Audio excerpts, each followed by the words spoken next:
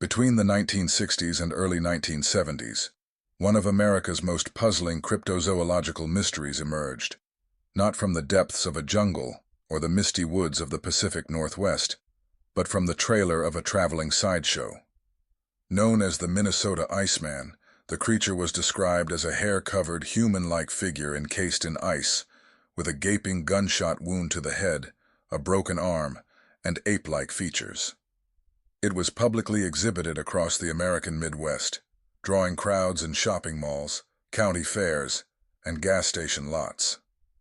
But this was more than just another carnival attraction, because among its viewers were trained scientists, including prominent zoologists and cryptozoologists, who believed that what they were looking at might be the preserved body of a previously unknown hominid, possibly even a Neanderthal or a relict population of human ancestors.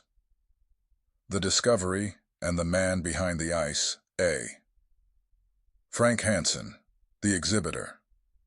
The story of the Iceman begins with Frank D. Hansen, a former U.S. Air Force pilot and sideshow promoter based in Minnesota. By 1967, Hansen had begun touring the Iceman exhibit under names such as the Siberskoye creature, the missing link, the creature in ice. He claimed the figure had been discovered in Siberia, later changed to Vietnam, the Bering Sea, and eventually northern Minnesota, depending on the audience. It was presented as the only specimen of its kind and displayed inside a glass-topped freezer encased in a thick block of ice. B. Description of the creature eyewitnesses, including both the general public and respected scientists, described the Iceman as approximately 6 feet tall, male, covered in dark brown or black hair, a broad, flattened face, reminiscent of both ape and man, the left eye swollen shut, the right one open and staring, teeth bared in a grimace, a visible wound over one eye, suggestive of a gunshot or blunt trauma. Its arms were said to be unusually long, and its feet large and flat. The chest and limbs showed signs of bruising and damage, and one arm appeared broken and twisted unnaturally. Scientists enter the scene. A. Sanderson and Heuvelmans investigate. In late 1968, Ivan T. Sanderson, a Scottish-born naturalist and founder of the Society for the Investigation of the Unexplained, learned of the Iceman through rumors and newspaper clippings. Intrigued, he arranged to view the specimen in Hansen's possession, along with Belgian zoologist Dr. Bernard Heuvelmans, a respected figure and co-founder of modern cryptozoology. They examined the Iceman for several hours in Frank Hansen's home garage and published detailed descriptions. Sanderson and Heuvelmans concluded, the creature was not a model or rubber dummy. It exhibited signs of putrefaction before being frozen. Its facial features and posture were anatomically consistent with a possible Neanderthal or hominid unknown to science. There were clear indications of trauma suggesting it was killed and not fabricated. Dr. Heuvelmans went so far as to publish an article in a Belgian scientific journal calling it Homo pongoides, a new species of man-ape. Media attention and government scrutiny. A. The Smithsonian and the FBI take notice. Following the increased publicity from Heuvelmans' report, several national publications picked up the story. The Smithsonian Institution sent a letter requesting to study the specimen. Around the same time, rumors emerged that the creature had been killed illegally, possibly in Vietnam, and brought to the U.S. in violation of international wildlife regulations. This sparked an inquiry by the U.S. Customs Department and the FBI, not because they believed the creature was real, but because if it was real, it might involve illegal importation of human remains or endangered species. In response, Frank Hansen made a key move that shifted the direction of the mystery.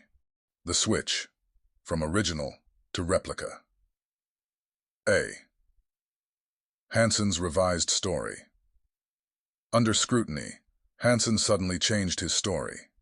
He now claimed, The original body was removed by its anonymous owner, possibly a wealthy foreign collector or government official.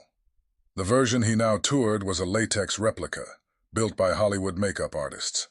He never named the original owner, nor could he prove the switch had happened. Critics accused him of lying to protect himself, while skeptics claimed the whole thing was a hoax from the start. Yet those who saw the original Iceman in 1967 to 1968 were convinced it was biological, and that the model shown afterward looked noticeably different, less realistic, less detailed, more like a mannequin. Explanations: real, fake, or something in between. The Iceman remains one of the most debated cryptid cases of the 20th century, with several competing theories. A. It was a real hominoid. Supporters of this theory believe the creature may have been a relict Neanderthal or Denisovan, could have lived undetected in remote parts of Asia or North America, was shot and illegally smuggled into the U.S., was removed from public view once the government got involved. This view is supported mainly by Heuvelmans, Sanderson, and a handful of other early viewers. B. It was a human corpse. A darker theory suggests the body may have been a murder victim, perhaps a disfigured man with acromegaly or other deformities, preserved by freezing, then displayed, illegally removed quickly once Hansen realized the legal risk. This theory was even considered briefly by authorities, but was never substantiated. C. It was a sideshow hoax.